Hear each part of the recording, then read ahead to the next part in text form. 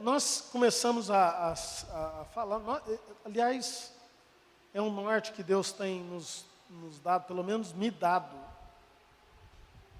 sobre o projeto, sobre o eterno projeto de Deus, porque Deus tem um chamado para você, para mim, Ele tem uma visão específica para você.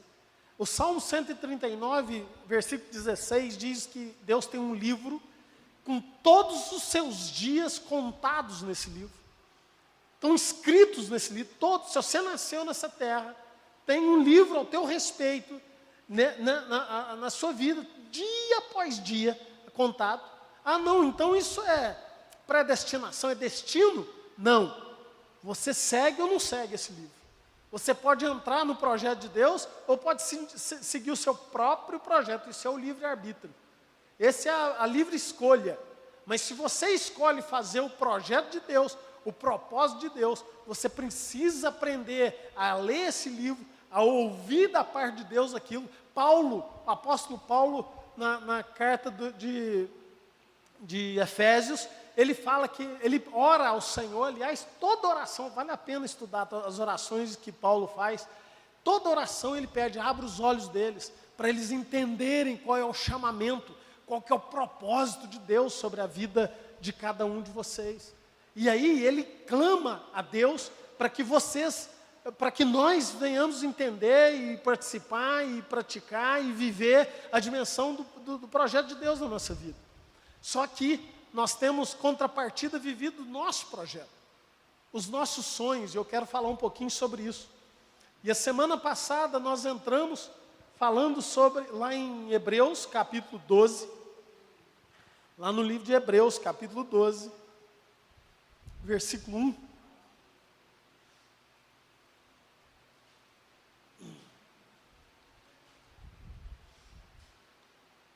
Vamos abrir lá? Ele diz o seguinte: portanto, nós também, pois estamos rodeados de tão grande nuvem de testemunhas, deixemos todo o embaraço e todo o pecado que tão de perto nos rodeia, e corramos com perseverança a carreira que nos está proposta. Ele está dizendo o seguinte: olha, tem uma carreira que foi proposta. Deus já propôs uma carreira para a gente. Deus já estabeleceu alguma coisa para a gente ser e fazer. Deus tem um caminho traçado, Ele planejou. Ou você decide andar nos caminhos dele, ou você não decide andar nos seus próprios caminhos. Tem muita gente procurando alegria, felicidade, procurando prazer, andando nos seus próprios caminhos, nos seus próprios deleites. E aí, nunca encontra, sempre tem um adendo, sempre tem um buraco, sempre tem um vazio, que a pessoa, por exemplo, está lá no prazer, busca o prazer. Ah não, o dia feliz é quando reúne os meus amigos, na sexta-feira à noite, e nós vamos curtir, nós vamos para a balada. Mas é interessante que acaba, vai embora. Quando a turma vai embora, tem uma consequência. Ah, acabou, foi embora, acabou. E aí? E aí? Né? O prazer, a vida está na cama do motel, a vida está na mesa de um bar, na vida está, que delícia, né? Aí você está lá na cama do motel, entra, quase sobe na parede, quase pula para cima, mas depois acaba e vem uma culpa, vem aquele vazio, aquele buraco na vida da gente. E aí, sempre quer mais, sempre tem que ter outro, sempre tem que ter outro, sempre tem que ter outro, para alimentar aquele prazer que a gente tem. Então, a verdadeira alegria, aquilo que te enche, aquilo que te completa, o verdadeiro complemento da tua vida, não está nessas coisas, não está nos seus próprios propósitos, está no propósito de Deus.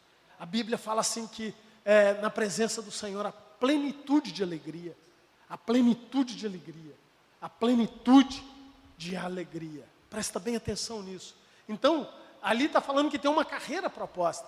Só que tem duas coisas que ele cita ali, que tem o embaraço, o peso, tem um peso que na corrida, na carreira que você está proposto no caminho, se você não aliviar o peso, não aliviar aquilo que está te embaraçando, dificilmente você vai conseguir terminar essa carreira. Ou o pecado, que tenazmente nos assedia. Tenaz, fala de cola. Ele trava você para entrar na carreira. E não tem desculpa, querido. Não tem desculpa. Não tem desculpa. Deixemos todo o embaraço e o pecado que de perto nos rodeia e corramos com perseverança a carreira que nos está proposta. 2. Fitando, presta bem atenção, guarda isso, o que eu quero muito, muito que você entenda hoje pelo menos. Fitando os olhos em Jesus, autor e consumador da nossa fé, o qual pelo gozo que lhe está proposto, suportou a cruz, desprezando a ignomínia e está sentado à direita do trono de Deus. Olhe firmemente para o autor e consumador da sua fé. Olha firmemente, o segredo está ali. Esse é um segredo. E eu quero te mostrar hoje o segredo. A semana passada nós falamos sobre Abraão. Que o pai de Abraão recebe uma influência do próprio Deus para sair da terra dele e para ir para Canaã. Só que no meio do caminho, nesse intervalo, morre um filho chamado Arã. E ele prossegue o caminho rumo a Canaã, mas no meio do caminho ele para numa cidade e morre naquela cidade, a cidade chamada Arã, o mesmo nome do filho. É o mesmo nome do filho. Sabe o que é isso? Ele ficou embaraçado no propósito. Ele ficou perdido. Sabe aonde que ele ficou perdido? Sabe o que é o embaraço dele? A dor. O cidadão fica debaixo de perdas, debaixo de... nós falamos um pouquinho sobre as carências, que nós temos. E Deus chama Abraão e fala: Abraão, vai para lá, continua você. E aí, para que Abraão tivesse o êxito no chamado dele, o êxito no propósito dele, no propósito de Deus, Deus pede para ele 3 coisas. Vamos lá? Gênesis, capítulo 12. Ora, o Senhor disse a Abraão: sai-te da tua terra e da tua parentela e da casa do teu pai para a terra que te mostrarei. Fixa isso na sua vida, presta bem atenção. Deus tem um propósito para você. Sabe que muito tempo a gente acreditou que o propósito de Deus é levar nós para o céu. Eu vou te levar para o céu. Olha que beleza. Então, querido, é muito mais do que isso. É muito mais do que isso. Certo? Que bênção. Que glória é isso. Mas é muito mais do que isso. Deus tem um propósito aqui na terra para você. Deus tem um propósito aqui na terra para você. Ele, não sei se perdeu, acho que não perdeu, porque ele não perde nada, mas escrevendo um livro ao teu respeito. Teu nome. Ele conhece você. Ele sabe de você. Ele conhece as tuas alegrias e conhece as tuas tristezas. Ele conhece tudo ao teu respeito. Ele escreveu um livro ao teu respeito. Agora, querido, compete a nós seguirmos. Esse é o grande chamado de Jesus. Jesus veio falar assim: não, vem cá que eu completei. Eu andei debaixo desse livro. Eu andei. Você vai ver que muitas coisas aconteceram no caminho de Jesus para ele sair do propósito dele. Qual que era o propósito de Jesus? A cruz. Mas muita coisa, muito amigo apareceu e falou: não vai não, amigão dele. Não vai para a cruz, não, de jeito nenhum, você está ficando louco. Pedro, amigão de Jesus, falou, não vai não. E Jesus olha para ele e fala, sai para lá, capeta. Ele já nasceu querendo, já tentaram impedir o propósito do caminho dele, porque mandaram matar um monte de criança julgando ele estar ali.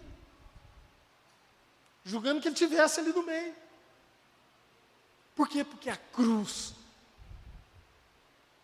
era o propósito da vida daquele homem. Muitas coisas vão aparecer perto de você, para você não cumprir esse propósito.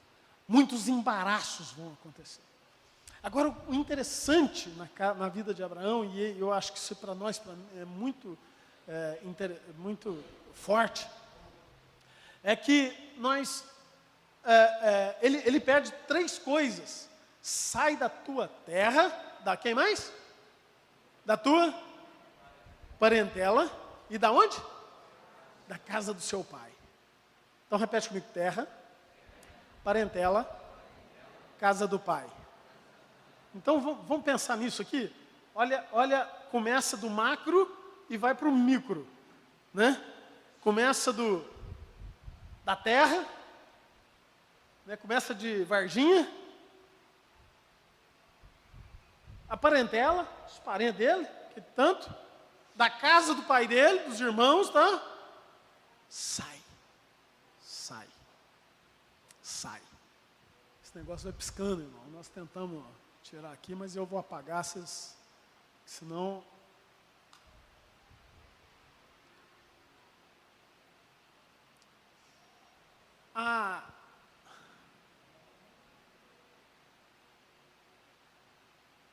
Hoje a gente conhece, a gente sabe, que nós somos resultados de muitas gerações.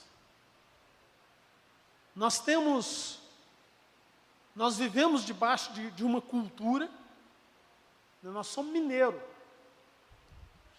E mineiro, quando fala em mineiro, antigamente tinha essa coisa mais acentuada. É o quê? Mineiro é? Ninguém sabe o que é mineiro? Quieto, desconfiado. Tudo isso aí, mineiro come quieto, não é assim que eles falam? Mineiro come quieto. Desconfiado. Olha, você convencer um mineiro de contar um trem para você. É difícil, porque ele anda na base de desconfiança. Né? Ele desconfia até que você prova o contrário. Isso aí é uma característica. E são coisas, são crenças, são uma questão cultural que já está acentuada na nossa vida. Se você perguntar varginhense, de Varginha, quantos são de Varginha? Nasceram aqui? Nasceu? Quem vem para cá não tem muita facilidade. Todo mundo fala isso. Não tem muita facilidade de relacionamento com o varginhense. Porque o varginhense é mais na deles, trancado. É uma característica. São coisas, são questões culturais que tem dentro da nossa...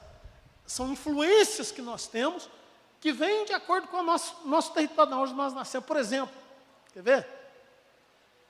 O italiano geralmente tem uma nona, né? É uma mulher poderosa, geralmente a avó, fala alto. Você vê italiano conversando, parece que eles estão numa quebra-pau do Brasil, né? Todo mundo gritando, e tem geralmente uma mulher que é o norte, o japonês já tem uma reverência para velho. Eles têm uma honra com o velho. São questões culturais. São influências culturais que nós recebemos, que são transmitidas a nós. E aí, ele vai abaixando e nós vamos recebendo crenças, vão sendo formadas em nós crenças.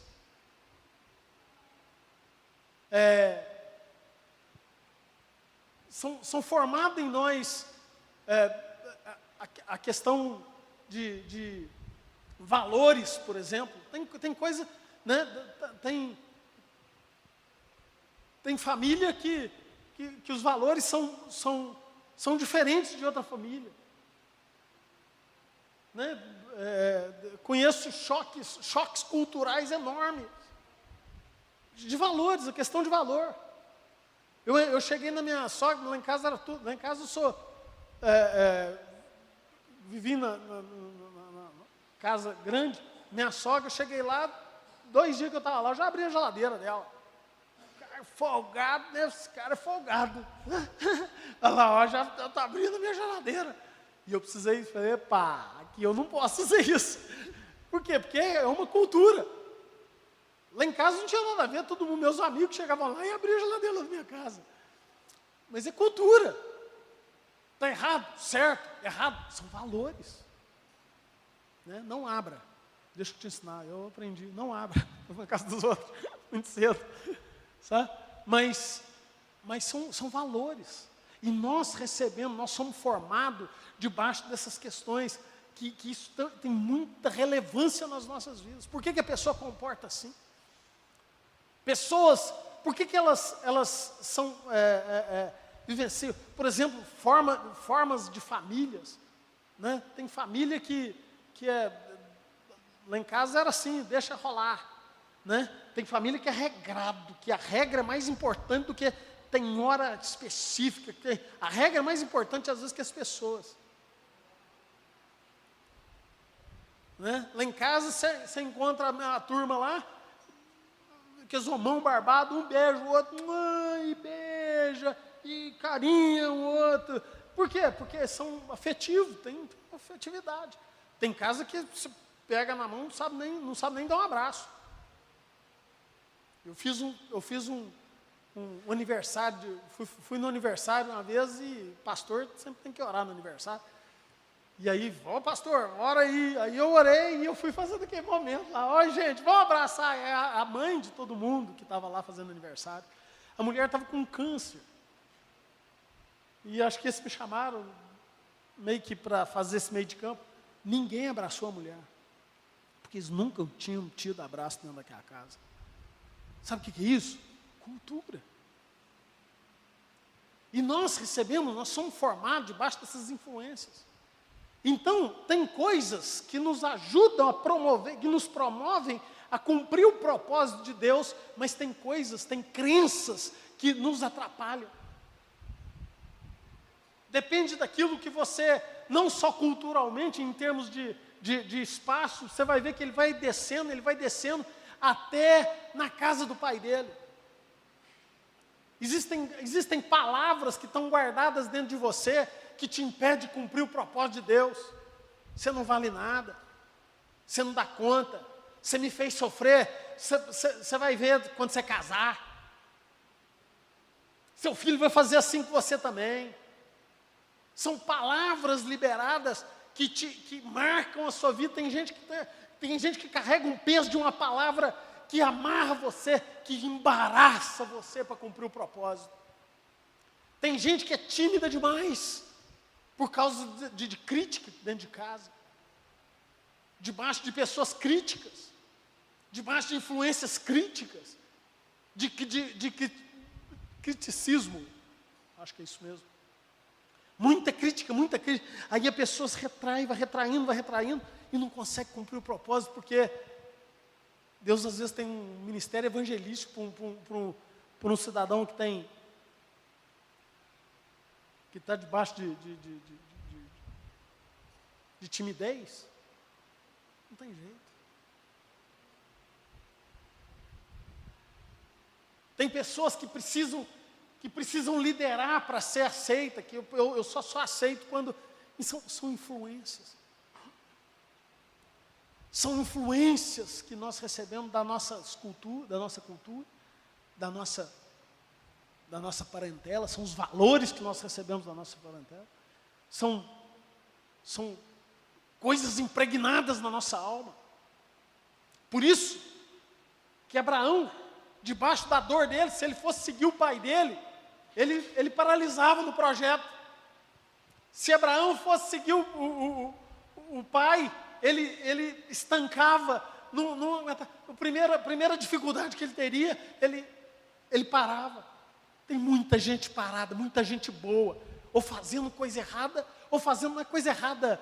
Quando a gente fala coisa errada, é coisa que não está no propósito de Deus, fazendo uma coisa simplesmente para cumprir um papel. Você quer ver? Tem muita gente que está cumprindo o papel do papai, o sonho do papai, o sonho da mamãe, o sonho da família. E aí recebe esse encargo da família de cumprir aquele papel. Eu tenho que ter aquela profissão. Por quê? Porque o papai teve. Eu tenho que ser assim. Aí fica repetindo história. E Deus olhou para aquilo ali e falou assim: Abraão, sai da tua casa, cara. Sai da tua tenda, sai da sua parentela. Sai, desvencilha disso. Desvincula dessas coisas. E não é para dizer que agora eu estou de mal, papai. Olha, eu tenho que sair, eu tenho que largar. Não. Às vezes são um conceito muito mais conceitual. Muitas vezes não, quase sempre. Ele pede para sair de casa só quando você casa. Sabe por que quando você casa? Para você formar uma outra família. Então, meu irmão, olha, presta bem atenção. Muitas vezes é conceitual, são palavras que estão dentro de você, que vai de encontro com aquilo que Deus tem para você, que contraria aquilo que Deus tem para você. Tem gente querendo crescer num lugar errado.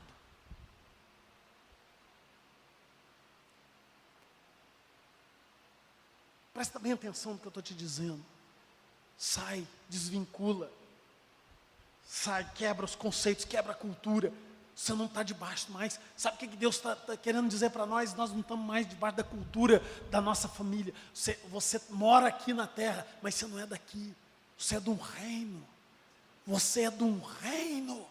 Você é do reino de Deus. Você é da família de Deus. Você é da família de Deus.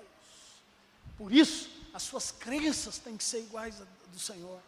Por isso, os seus valores têm que ser iguais.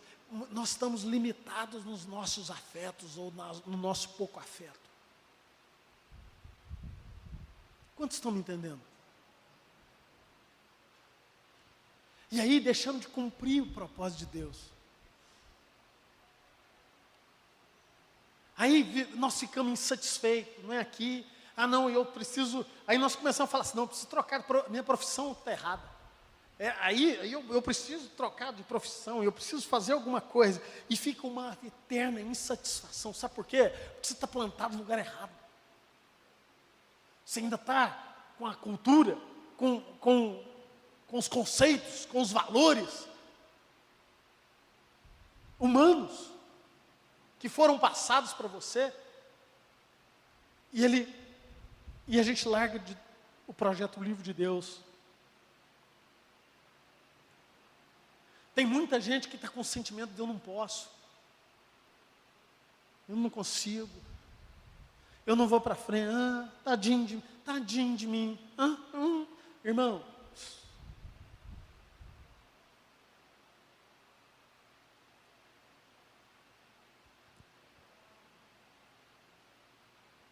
em nome de Jesus, você é filho do Deus vivo.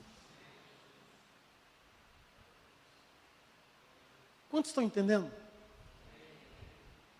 Você é filho do Deus vivo. Eu não estou querendo trazer aula de motivação aqui para você, não. Não estou querendo, não é autoajuda.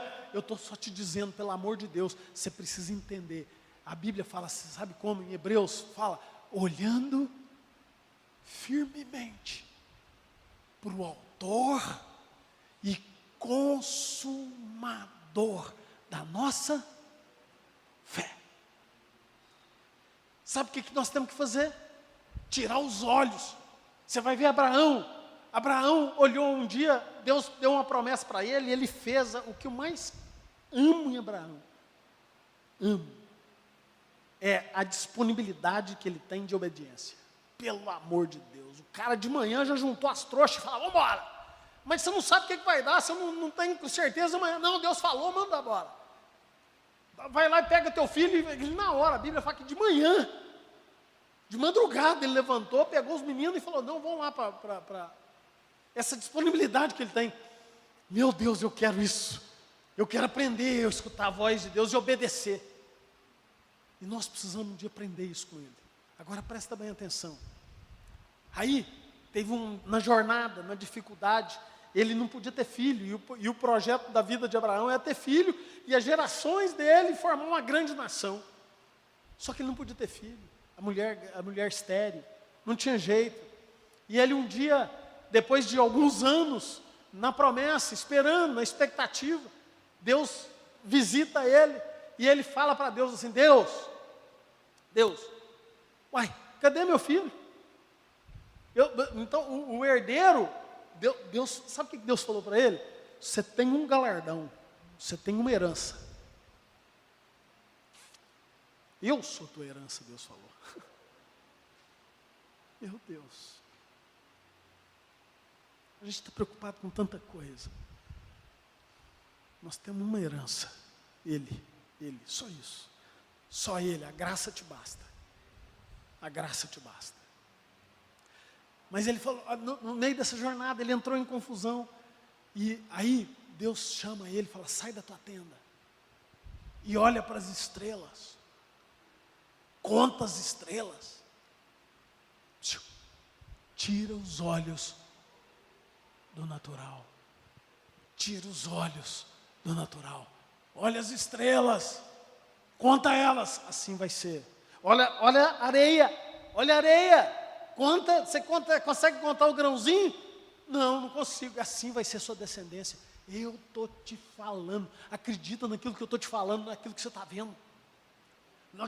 Por isso, nós precisamos tirar os olhos daquilo que a gente, do nosso mundinho, tirar os olhos daquilo que é cultural da nossa vida, das nossas crenças, dos nossos medos, daquilo que foi, das nossas carências.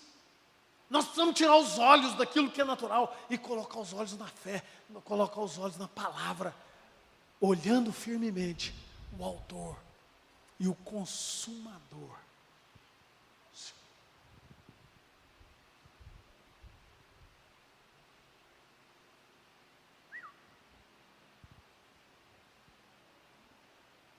Olha isso aqui, ó.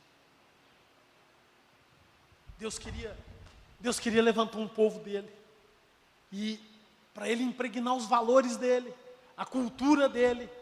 Sabe o que ele fez? Ensina o menino no caminho que deve andar. Ensina, escreve na mão, escreve na mentalidade.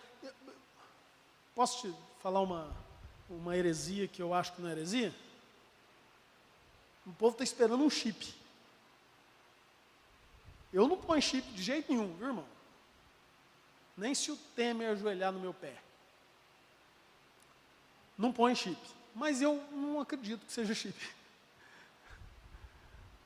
Não sei, isso é eu, sou eu, viu? Não ponha o chip, nunca.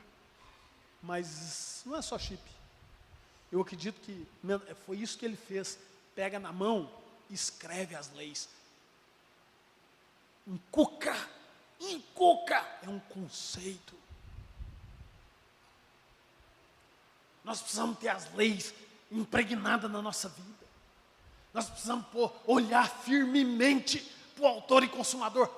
É o verbo que se fez carne. Nós precisamos conhecer Ele. Nós precisamos ter presença, na presença dEle. Meu irmão, isso é tudo. Não adianta, você acha que você vai ter valores, você acha que você vai mudar os seus valores de anos, de conceitos que tem atrás de você. Não muda assim, agora eu vou mudar. Quantas vezes eu falei, eu vou parar de fumar.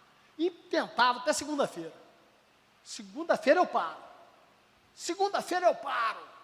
E não parava, e não parava, e não parava. Porque ninguém muda porque quer.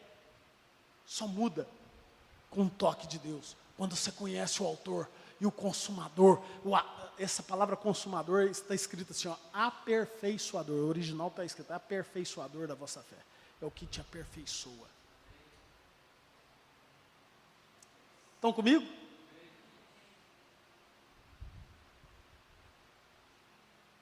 Nós precisamos olhar para Ele. Nós precisamos relacionar com Ele. Nós precisamos viver as leis do Senhor, viver a prática da palavra do Senhor.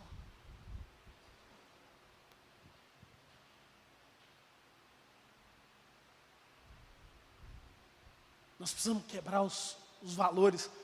Meu irmão, Deus não vai te abandonar. Teu pai pode ter te abandonado, mas Deus nunca te abandona. Ainda que a tua mãe ou teu pai te abandone, eu jamais te abandonarei.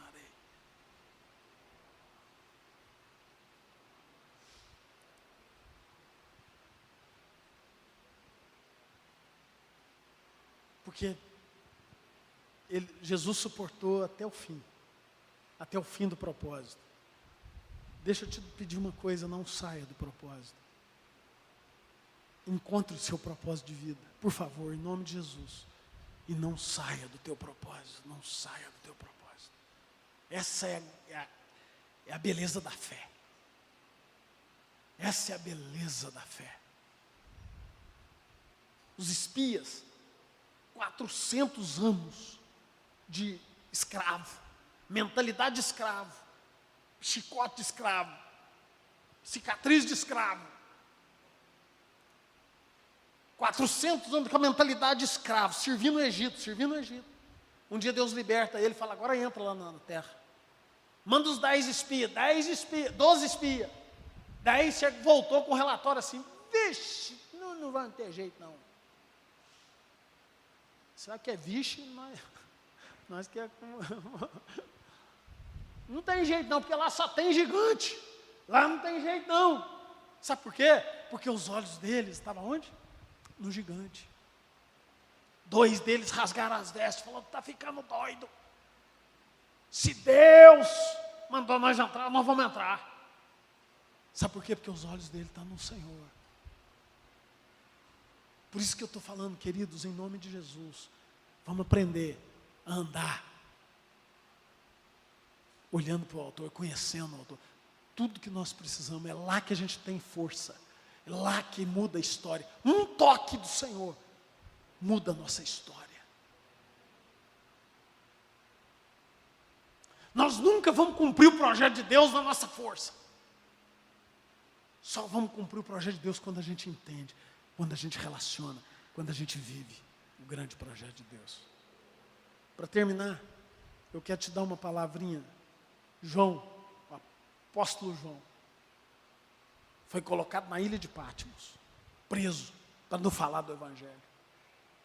Quando ele olha para trás, ele vê a igreja, o empreendimento da vida dele.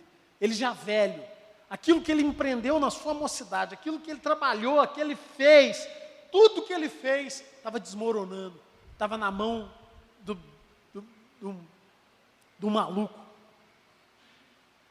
de um imperador romano, maluco, que se intitulava Deus, fez um templo para ele, e falou, eu sou Deus, e matava, colocava nas arenas os leões e matavam o povo dele, o povo que eles tinham trabalhado, que eles tinham apanhado por causa daquilo, que eles... Mas na hora que ele olha para trás, ele preso, a igreja praticamente desmoronando, daquilo lá acabando, todo o empreendimento dele acabando. A hora que ele, no capítulo 4 de Apocalipse, fala assim, que Deus fala para ele, sobe para cá, olha para mim. Meu Deus, é lindo demais. Vou terminar com essa palavra para você, irmão. 4, Apocalipse 4.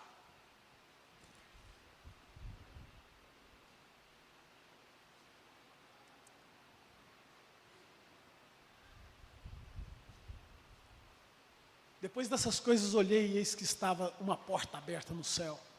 A primeira voz que ouvira, voz como de trombeta falando comigo, e disse, sobe aqui e mostra-te as coisas que depois dessas devem acontecer. Imediatamente fui arrebatado em espírito, e eis que um trono estava no céu, posto no céu, e um assentado sobre o trono.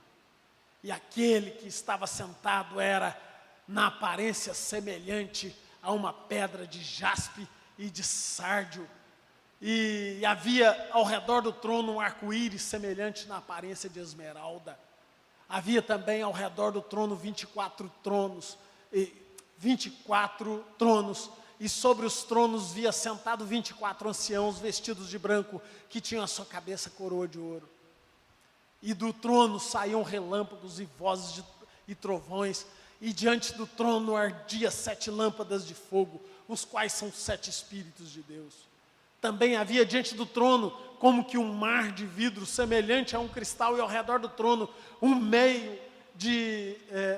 ao meio de cada lado, 4 seres viventes cheios de olhos que ardia, cheio de olhos por diante e por trás. O primeiro era semelhante a um leão, o segundo ser semelhante a um touro, tinha o terceiro ser o rosto como de um homem, e o quarto era semelhante a de águia voando. Os 4 seres viventes tinham cada um 6 asas, e ao redor, por dentro, estavam cheios de olhos, e não tem descanso nem de noite, dizendo: Santo, Santo, Santo é o Senhor Deus, o Todo-Poderoso, aquele que era, que é, que há de vir. E sempre que os seres viventes davam glória, honra e ação de graça aos que estavam assentados sobre o trono e ao que vive pelos séculos dos séculos. Os 24 anciãos prostravam-se diante do que estava sentado sobre o trono e adoravam o que vive pelos séculos dos séculos, e lançavam as suas coroas diante do trono, dizendo: digno é o Senhor, o nosso Deus, o Deus nosso, de receber a glória, a honra, o poder, porque tudo criaste, todas as coisas, e por tua vontade vieram a existir todas as coisas. Glória a Deus, glória a Deus, glória a Deus, glória a Deus. Sabe o que é isso? Ele tirou ele da terra, das dificuldades do imperador humano, e pediu para que olhasse para ele. O autor e consumador, aquele que morreu, mas vive. Sabe o que ele conheceu? Ele olhou firmemente para o autor e consumador da fé. Sabe o que ele viu? Ele não viu um Jesus com cabelo ensanguentado, cheio de plasta, de poeira e sangue. Ele viu o cabelo dele branco, branco como a neve. Ele não viu os olhos dele cheios de hematoma. Não foi esse Jesus. Não foi, ele não via mais aquele Jesus cheio de hematoma, que apanhou os olhos envermelhados de sangue. A palavra de Deus fala que o olho dele, como é que era? Como chama de fogo. Como chama de fogo. Ah, meu Deus, como mudou a história daquele homem. Ele não via mais as mãos dele como mãos furadas. Ele não via a boca dele já ensanguentada, com a voz trêmula. Ele via voz de trovão. Ele viu uma espada que saía da voz dele. Meu irmão, em nome de Jesus, nós precisamos tirar os olhos do natural. Nós precisamos tirar os olhos do natural. Nós precisamos começar a entender que quanto mais nós olharmos para as coisas do reino de Deus, nós só vamos vencer assim, porque a fé vai fazer a gente vencer. É o autor e consumador da nossa fé. É olhando para Ele. É vislumbrando Ele. Ele já não estava com a roupa, sem roupa. Ele já tinha... Estava sentado num cavalo poderoso, cheio de glória e majestade. É esse Deus que nós servimos, querido. Esse é o Deus da ressurreição. Esse é o Jesus ressurreto. Esse é o Jesus ressurreto. Que está oferecendo para nós um reino. Que vale a pena largar tudo. Se Ele chamar para você largar tudo. Vale a pena para fazer a vontade dEle e cumprir o propósito dEle. Só isso que eu quero te deixar. É um outro reino. Uma outra cidade. Um outro lugar. Com as suas culturas, a cultura do reino. Com a mentalidade do reino. Com as palavras do reino. Com o poder do reino. Em nome de Jesus. Talvez você esteja passando por luta. Não para não. Nós estamos vivendo tempos de lutas, mas não larga o Senhor nunca, nunca. Talvez você não queira largar Jesus. Jesus eu tenho para sempre, mas às vezes larga o propósito, às vezes larga o chamado, às vezes você fecha o livro e vai viver o seu projeto. Olha firmemente para o autor e consumador da sua fé. Só o que vence o mundo é a fé. É a nossa fé. Feche os teus olhos.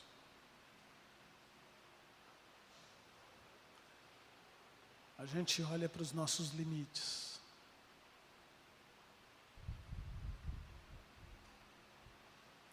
Nós olhamos para as nossas crenças, os nossos valores.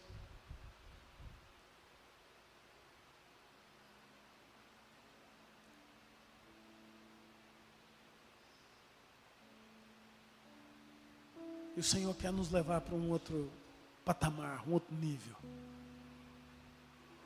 Uma nova direção. Isso só tem quando a gente olha firmemente. Sabe o que é isso? Quando a gente tem interesse, tem fome da palavra, tem fome dele.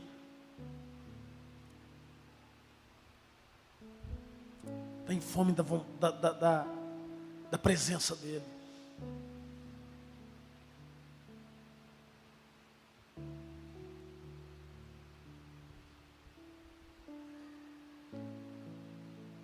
Talvez você chegou aqui com as suas lutas, e eu sei que tem lutas que são ferrenhas, duras, difíceis. Mas eu queria te lembrar que essas lutas estão tentando te tirar do propósito. As lutas tentam apagar a cruz de você. As lutas, os fracassos, os medos, os gigantes, sempre vão ter.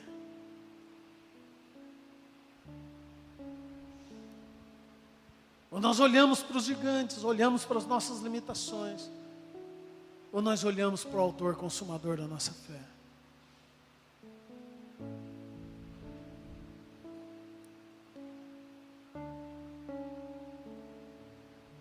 Chega de vivermos uma vida longe dos caminhos ou sem interesse nenhum pelas coisas de Deus.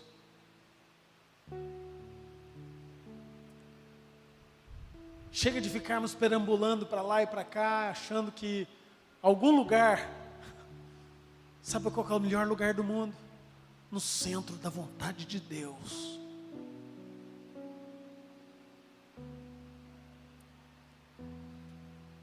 Aí muda de cidade, achando que tudo vai mudar. Muda de igreja, pensando que tudo vai mudar. Tem gente que está ousando mudar até de família, pensando que tudo vai mudar. Eu quero te dizer, querido, que você carrega esses valores, esses sentimentos, esses buracos dentro de você. E nada,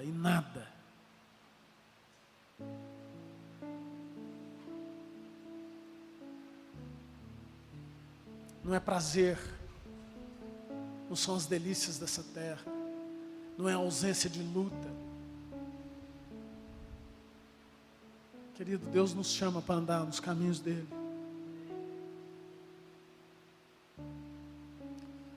Deus nos chama para andar nos caminhos dele.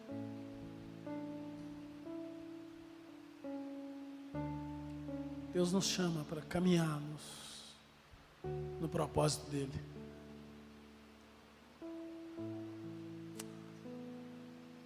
Você que está passando essas crises, esses momentos difíceis.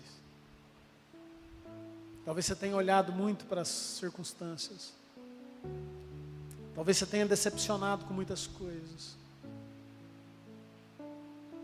Hoje o Senhor te pede para tirar os olhos dele, tirar os olhos das circunstâncias e colocar os olhos nele.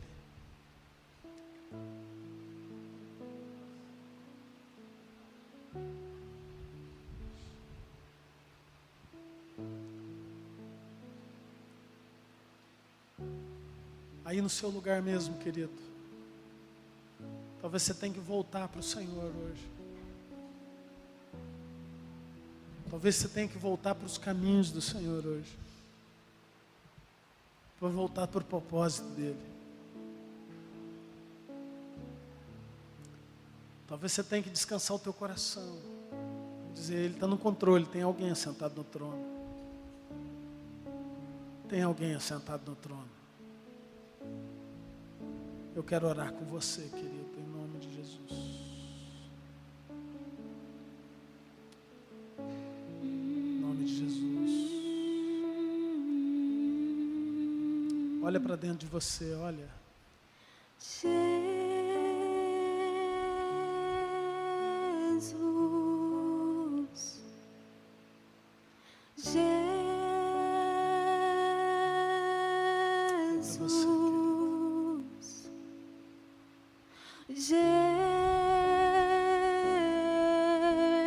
Jesus, o amigo eterno. Jesus. Abre o teu coração para Ele. Abre o teu coração para Ele, querido. Jesus.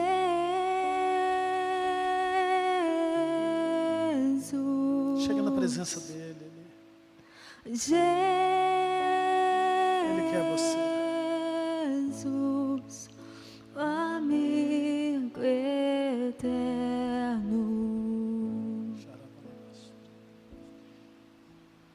Que amigo encontrei, é mais chegado que um irmão.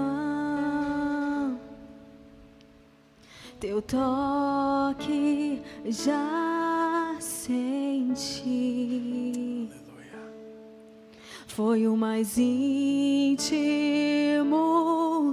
de todos. Jesus.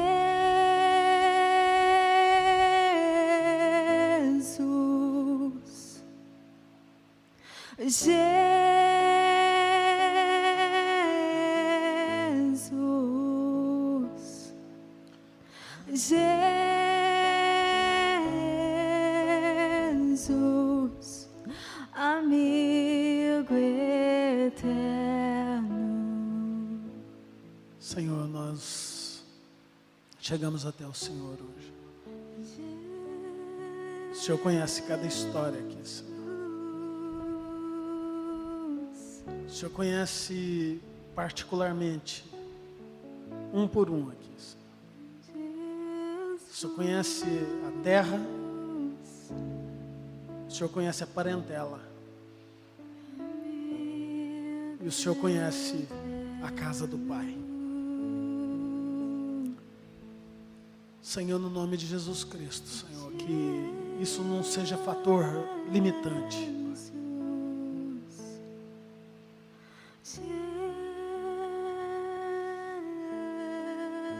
Que haja pessoas hoje voltando para o Senhor, Pai. Desvencilhando das fortalezas das trevas, do pecado, do mundo. E unindo ao reino de Deus. Talvez você queira voltar hoje para o céu. Queira voltar hoje para os caminhos do Senhor. Por isso que Ele pede para não olhar para a direita nem para a esquerda, porque desvia do propósito. Eu quero te convidar a fazer uma oração ao Pai, dizendo ao Senhor, você e Ele, dizendo, Senhor, eu volto hoje para a tua casa, para o teu propósito. Eu volto para os teus caminhos, Senhor. Eu quero andar nos teus caminhos, Senhor.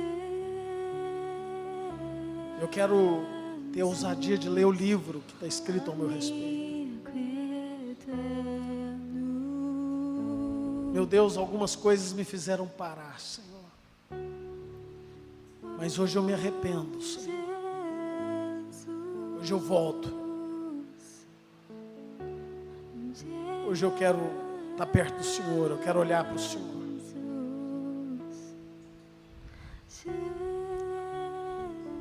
Eu quero olhar para o autor e consumador da minha fé.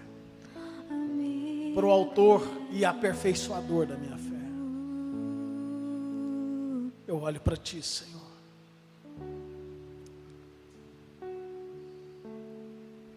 Quero tirar os olhos das lutas. Quero tirar os olhos do natural.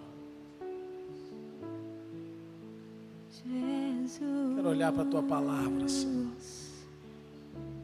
Eu não quero ficar ansioso, amargurado, angustiado. Eu quero olhar para o Senhor e crer naquilo que o Senhor está falando, aquilo que o Senhor há de mostrar. Pelo caminho que eu devo andar, Senhor. Em nome de Jesus. Em nome de Jesus.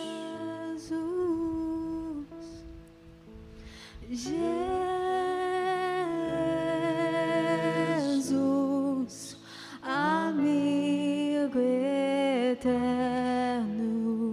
Fica de pé, queridos, em nome de Jesus.